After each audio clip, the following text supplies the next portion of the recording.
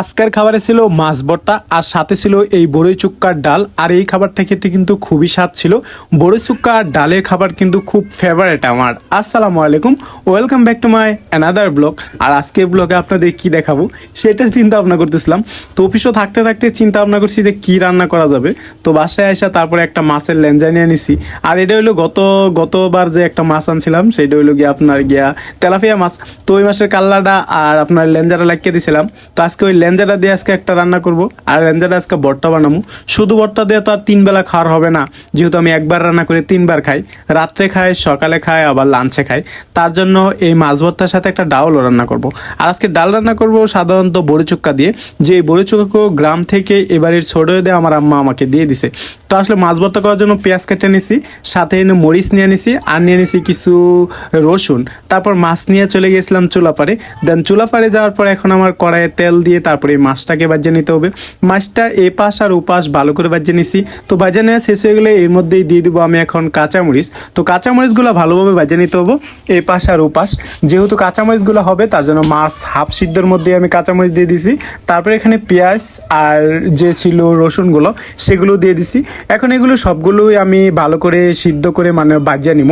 যেহেতু মরিচগুলো একটু লেট হবে তাই জন্য মরিচগুলো আগে দিয়েছিলাম, তারপর পেঁয়াজ আর রসুন দিয়েছিলাম। দেন আমার সবগুলোই বাজাবাজি হয়ে গেছে। এবার এগুলোকে রাইকা দিছি। এবার রাইকা দিয়ে রুমে নিয়ে আইসি। তারপর মূলত আরেকটা রান্না আছে, সেটা হলো গিয়ে আর চুক্কা দিয়া ডাল। তো ডাউল নিয়ে নিছি আর ডাউলের সাথে সাথে একটু বাগার দিয়া তারপরে একবারে ডাল চড়াই দেওয়ার চেষ্টা করছি, যেন দ্বিতীয়বার আমার প্যারা না লাগে আর কি। এই ডাউলগুলো আবার ঢুকনা দেওয়া লাগে না, এগুলো এমনিতেই সিদ্ধ হয়ে যায়। তো এদিক দিয়ে ডাউল কিন্তু কষানো শেষ। তো ডাউল কষাইলাম এই ফার্স্ট মনে হয় আমি।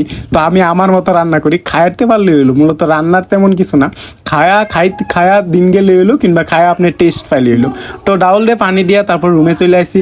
দেন যা দেখি ডাল আমার সিদ্ধ হয়ে গেছে, মানে ডাল ফুটতে গেছে। তো এই ডালটা একটু আমি আমার খন্তি দিয়ে একটু গুঁড়াগুড়ি করে নিলাম। দেন ফর গুঁড়াগুড়ি হয়ে গেলে আর একটু জাল দিয়ে নিব, যেহেতু ডাল একটু বেশি পরিমাণ জাল হইলে ডাল কিন্তু সেই টেস্ট হয়। তো এখন এখানে দিয়ে দিব সেই চুক্কা। এগুলো ছিল বড়ি চুক্কা, আর বড়ি চুক্কা দিয়ে ডাল কিন্তু খুব বেশি টেস্ট হয়। আর এখন যেহেতু সাজনার মৌসুম, তো আপনারা সাজনাও দিতে পারেন, সাজনা দিলে কিন্তু আরও বেশি টেস্ট হবে। যেহেতু আমার কাছে সাজনা ছিল না তাই বড়ি চুক্কা দিয়ে রান্না করেছি। আর এটাও কিন্তু খেতে খুব মন্দ হবে এরকম না, খেতেও খুব সুস্বাদুই হবে। তো এবার আমার হয়ে গেছে। তো এখন বটটা বানানোর পালা। বটটা বানানোর জন্য প্রথমে এই মাছগুলোর বাচ্চা নেবো। তো মাছের সাথে যেহেতু একসাথে আমি মিক্সার করে লাইছিলাম মরিচ আর পেঁয়াজ, তাই মরিচগুলো আলাদাভাবে বাচ্চা নিছি। তারপর মাছটারে বাচ্ছি, যেহেতু লেঞ্জা তাই একটু ভালোভাবে সাবধানে বাছতে হবে, কারণ আবার খাওয়ার সময় যদি গলায় বাঁধে তাহলে আবার 12টা বাজবো। এদিক দিয়ে মরিচের মধ্যে একটু দিয়ে দিলাম লবণ, আর লবণ দিয়ে মরিচগুলো ভালোভাবে চটকে নিব। তো মরিচগুলো চটকি শেষ হয়ে গেলে ওই পেঁয়াজ আর রসুনগুলো একসাথে দিয়ে নিব। আর ওইগুলো শেষ হয়ে গেলে নিয়ে নেবো আমি এখানে মাছটা। তো এই মাছ, পেঁয়াজ আর মরিচ আর রসুন একসাথে ভালো করে মেখে নিব। তো মেখে নেওয়া শেষ হয়ে গেলে এখানে একটু সয়াবিন তেল কিংবা সরিষার তেল দিয়ে দিব। তো 2 রকমের তেল ছিল, 1 রকমের তেল দিয়ে দিছি। তারপর একটু মাখিয়ে নিয়ে নিছি। দেন পরে আমার এই তরকারি মানে এই বটটা কিন্তু একদম রেডি হয়ে গেছে। আরেকটা কথা আপনারা বলে রাখি, এই বটটাই কিন্তু আমাদের দেশে সেনা বলা হয়, মাছের সেনা। তো এই দিক দিয়ে কিন্তু আমি এখন ডালও নিয়ে নিছি। এই ছিল বড়ি চুক্কার ডাল। তো দেখতে কেমন হয়েছে আপনারা বলবেন। তো এটাই ছিল আমার আজকের খাবার। তো খাবারটা কেমন হয়েছে সেটা কিন্তু কমেন্টস করে জানাবেন। ভালো লাগলে অবশ্যই লাইক কমেন্ট তো শেয়ার করবেনই। তো এই দিক দিয়ে খাওয়ার পালা, খিদা লাগবে আর সইতেছে না।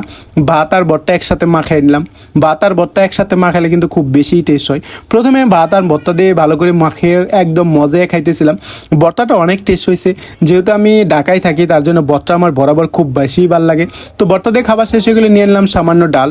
আর ডালের সাথে বড়ির চুক্কাগুলো একটু ভালো করে মাখিয়ে নিলাম, কারণ ডালের আর বড়ির চুক্কার মিক্সনে কিন্তু খেতে খুবই সুস্বাদু হয়। তো এটাই ছিল আমার আজকের খাবার। কেমন লাগলো জানাবেন। টাটা, বাই বাই, সবাই ভালো থাকবেন।